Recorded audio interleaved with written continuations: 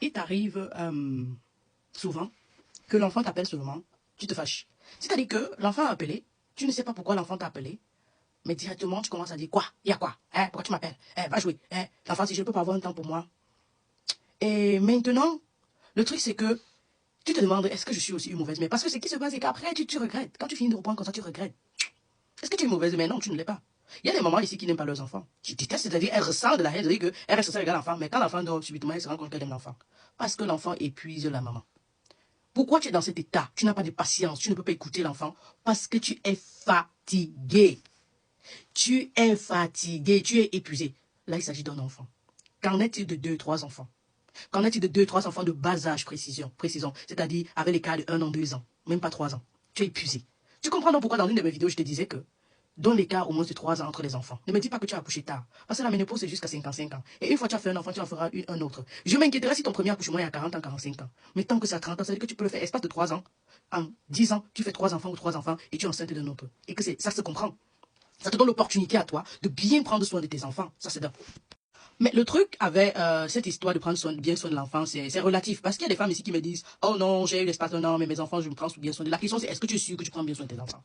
Pour répondre à cette question, je ne vais pas répondre à ta place, chérie. Je t'envoie simplement demander à la maîtresse de l'enfant ou alors à l'une des tantes de l'enfant avec qui s'entend le plus ce que l'enfant pense de toi, si ton enfant parle déjà. Ou simplement qu'on demande à l'enfant de dessiner la famille. Tu vois ce que l'enfant pense de toi. Il ne faut pas toujours aller très rapidement, mes enfants sont chuchotés, je m'occupe bien de mes enfants. Non, arrêtez ça. C'est ça qui fait le problème des parents, surtout les parents africains. Ils ne s'arrêtent pas pour faire l'autocritique. Qu'est-ce que je fais? Ce que je fais est-il bien ou pas? Et c'est ça que j'essaie de corriger au quotidien. Parce que je suis en train de vous dire, je relève ici un facteur très capital. Le poids mental de la charge des enfants sur le parent, surtout la maman qui s'en occupe au quotidien. Au-delà de ça, elle a les tâches ménagères. Elle a une maison à s'en occuper. Elle a un homme dont elle devrait s'en occuper. Elle a les différentes familles à sa charge parce que oui, le poids est lourd comme ça à ce niveau aussi. Elle doit rendre des services ici, rendre là-bas. Elle est encore travailler. C'est-à-dire supporter encore le poids professionnel qu'elle a. Et au-delà, et au top de tout ça, elle a un enfant. L'enfant en soi requiert plus de 80% de l'énergie et du temps de la maman. Mais regardez que vous pensez que les 25% qui restent, c'est ça qu'elle est repartie dans les autres charges dont j'ai cité? Non, absolument pas. Elle en vole à l'enfant. Elle prend peut-être 20, elle laisse peut-être 20% à l'enfant et le reste, elle dispatche ça là-bas. Mais ce n'est pas bien. Le tout maintenant, c'est qu'en voulant tout faire, elle va arriver à un niveau de dépression qu'elle ne pourra plus contrôler. La maladie mentale étant réunie en Afrique, on va dire, ah non, laisse-moi, mais j'ai eu 3 enfants et puis, non, je m'en occupe bien. Ma mère a eu 10, mes soeurs ont eu 5, tout ça. Les enfants sont bien portants. L'enfant peut avoir donné l'impression d'être bien portant, bien physiquement, mais mentalement, il est détruit, d'où les blessures intérieures. Et vous pouvez voir dans la société d'aujourd'hui, avec la baisse de l'estime personnelle, qui se manifeste par la dépigmentation de la peau. Le Jiangsang, c'est que la femme ne s'aime pas trop. Hein? Pas l'utilisation des produits pour grossir le zizi, ou alors l'utilisation du make-up pour sortir. Ce sont des signes du manque d'estime personnelle. La consommation des thés, l'utilisation des applications pour filtrer les photos, ou alors pour réduire le ventre, le bras, tout ça. C'est un signe du manque d'estime personnelle. Et vous pouvez voir que la société d'aujourd'hui n'est faite que de ça. Au-delà des blessures intérieures qui peuvent se manifester, que ce soit par la dépendance affective, ou tout autre problème, où la femme est minimisée, injuriée, méprisée dans le foyer et qu'elle n'arrive pas à laisser, ou elle n'arrive pas à se lever et dire, oh non, stop à ça. Vous me dites que tout va bien? Non, chers parents, levez-vous et faites une introspection. Mais revenons au début de la vidéo. Je disais tantôt que il t'arrive des moments où tu te rends compte que tu cries sur l'enfant pour rien. Tu te rends compte que non, tu ne fais pas le... C'est-à-dire, tu endors seulement l'enfant. Dès que l'enfant part, tu cries sur elle et puis après tu regrettes parce que tu es épuisé. Je voudrais que tu t'arrêtes et tu te demandes ce que tu dois faire. Ok? Donc, je répète mon conseil, laissez l'écart entre les accouchements, donnez un espacement entre les accouchements pour votre bien-être et le bien-être de votre famille. Parce que si vous êtes stable mentalement, vous serez stable mentalement pour vos enfants et vos enfants seront stables mentalement. Et votre maison sera une maison normale, c'est-à-dire constituée du père et de la mère. Si le père n'a pas fait jusqu'à prendre ses jambes au cou, ou alors vous aurez assez de lucidité pour bien prendre soin de votre enfant. De plus, vous ne dormez pas la nuit, ce qui est tout à fait normal. Imaginez-vous maintenant, vous avez des petits-enfants en bas âge, 1 an, 2 ans. Et donc, imaginez-vous donc, vous avez des petits-enfants en bas âge et tous sont malades.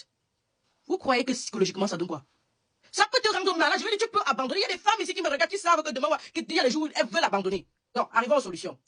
Tu fais cet exercice pour moi chaque nuit. Même pas deux. L'exercice de respiration profonde.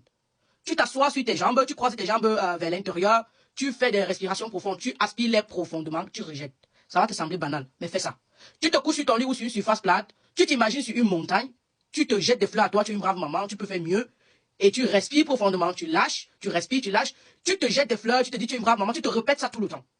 Le troisième exercice ici, c'est est-ce que tu ne peux pas voir l'éducation de ton enfant comme un jeu? Dis-toi que tu es en train de jouer. Parce que oui, les enfants apprennent en jouant.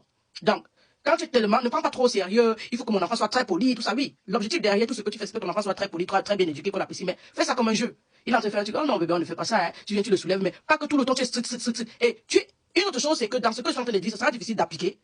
Tu peux utiliser la méthode de la communication.